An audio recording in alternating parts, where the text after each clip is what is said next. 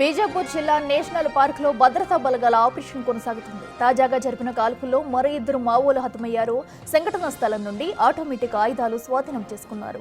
గత 3 రోజులుగా national park లో అటవీ ప్రాంతంలో ఆపరేషన్ కొనసాగుతుంది. భద్రతా బలగాలు అగ్రనేతలను మట్టుపెడుతున్నాయి. ఇటీవలే నక్సల్ నేతలు సుధాకర్, భాస్కర్ భద్రతా బలగాల ఎదురు కాల్పుల్లో హతమయ్యారు.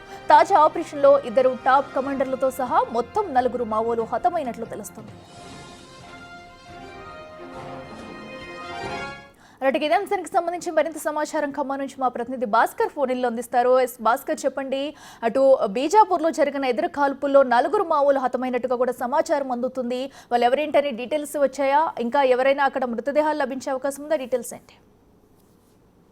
ఇప్పటికే బీజాపూర్ అడవుల్లో జరుగుతున్నటువంటి ఎన్కౌంటర్ లో ఒకవైపున నేషనల్ పార్క్ సమీపంలో పోలీసులు భద్రతా బలగాలు మొత్తం కూడా సెర్చ్ ఆపరేషన్ కొనసాగుతా ఉంది. గత 3 రోజుల నుంచి కూడా చేపట్టినటువంటి సెర్చ్ ఆపరేషన్ లో మావోయిస్టుల కేంద్ర కమిటీ సభ్యులతో పాటుగా మరో తెలంగాణ రాష్ట్రం చెందిన అగ్రనేత సైతం కూడా బుల్లెట్ తూటాలకు నెలకొల్పిన ఘటన ఉంది. ఇప్పటికే మావోయిస్టుల యొక్క ఏరివేత లక్ష్యంగా అడుగులు వేస్తున్నటువంటి సాయుధ బలగాలు మరోవైపున ఎన్కౌంటర్ పేరుతోటి ఈ యొక్క మావోయిస్టులంతా కూడా మృతి చెందడంపై ప్రజా సంఘాలు కావచ్చు, సామ్రాజ్య నేతల సమయం మొత్తం కూడా ఆందోళన వ్యక్తం చేస్తున్న నేపథ్యంలో ప్రజా సంఘ నేతలు మొత్తానికి బోటుకప్పు ఎన్కౌంటర్ అంటూ గగ్గోలు పెడుతున్నారు. ఒకవైపున నక్సలైట్లతో చర్చలు జరపాలంటూ, ఒకవైపు నక్సలైట్లే శాంతియుత చర్చలకు తాము కట్టబడి ఉన్నామంటూ కూడా పలువురు కేంద్ర కమిటీ పేరు మీద లోతులు విడుదలవుతున్నా కానీ కేంద్ర ప్రభుత్వం మాత్రం కడిచేవరం పెట్టేసి వాళ్ళని ఎన్కౌంటర్ లో బలి చేస్తున్నారంటూ కూడా ప్రజా సంఘ నేతలు కూడా ఆరోపిస్తున్న నేపథ్యం అవుతుంది. ఫలితంగా ఇప్పటికే నేషనల్ పార్క్ అడవి ప్రాంత సమీపంలో మొత్తానికైతే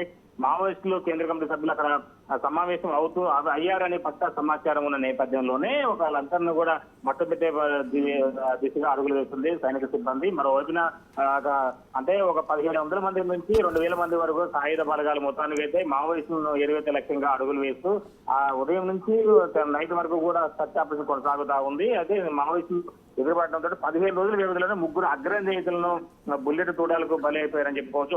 ఒకవైపు నంబాల కిష్ కేశవరావుతో పాటుగా మరోవైపున సుధాకర్ ఆలయ తిరుపతి, మరోవైపున తాజాగా నిన్న భాస్కర్, అంటే ఇక సుధాకర్ పై ₹1,00,00,000 పైగా రివార్డు ఉంది. ఒకవేళ నంబాల కేశవరావు పై కూడా అతను కూడా అగ్రనేత కేంద్ర కమిటీ సభ్యుడు. మరోవైపున ఈ సుధాకర్ కూడా అదే స్థాయిలో అంటే అగ్రనేతగా ఆయన పదవిలో ఉన్నారు. మరోవైపున ఇప్పుడు తెలంగాణ రాష్ట్రం చెందినటువంటి భాస్కర్ కూడా, ఆడెళ్ల భాస్కర్ కూడా ఆయన కూడా కేంద్ర కమిటీలో ఒక ముఖ్య నేతగా ఆయన విధులు నిర్వహిస్తున్నట్టుగా తెలుస్తుంది. మొత్తానికైతే ఈ 3 నేతలతో పాటు మరో 2 నేతలు కూడా అంటే అదనంగా మరి కింది స్థాయి దిగువ స్థాయి నేతలు కూడా కాసేపటి మృతి చెందినట్టుగా తెలుస్తుంది. మొత్తానికైతే 15 రోజుల వ్యవధిలోనే మొత్తానికైతే 5 మావోయిస్టులు మృతి చెందగా జనవరి నుంచి చూసుకుంటే మాత్రం సుమారు 80 మంది పైగా కూడా మావోయిస్టులు మృతి చెందినట్టు తెలుస్తుంది. అఖిల మొత్తానికైతే ఆపరేషన్ కాగారు పేరుతో జరుగుతున్నటువంటి మరణకాండం నిలిపివేయాలంటూ ఒకవైపు సిపిఐ, సిపిఎంఎల్ పార్టీ నేతలు కావచ్చు, ప్రజా సంఘ పార్టీలు, అదేవిధంగా ఈ మిగతా శాంతియుతంగా చర్చలు జరపాలంటూ వాళ్ళు నిరసనలిస్తున్నా కానీ కనీసం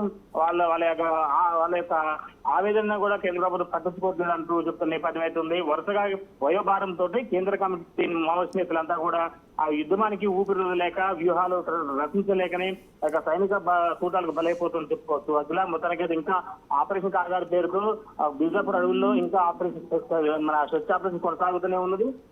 ఇంకా మావోయిస్టు మృతుల సంఖ్య పెరిగే అవకాశం కూడా మెండుగా ఉన్నది. మొత్తానికైతే ఇంకా మరి హిడ్మా కోసమే అన్వేషిస్తున్నారు. హిడ్మా 10-25 సంవత్సరాల క్రితం నాటి ఒక ఫోటో మాత్రమే సైనిక సిబ్బంది దగ్గర ఉంది.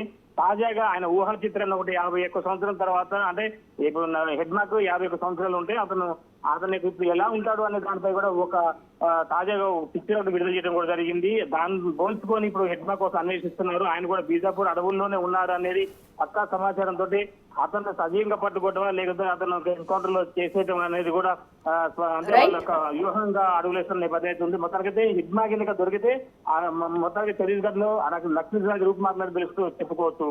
అఖిల. Right Bhaskar, thank you.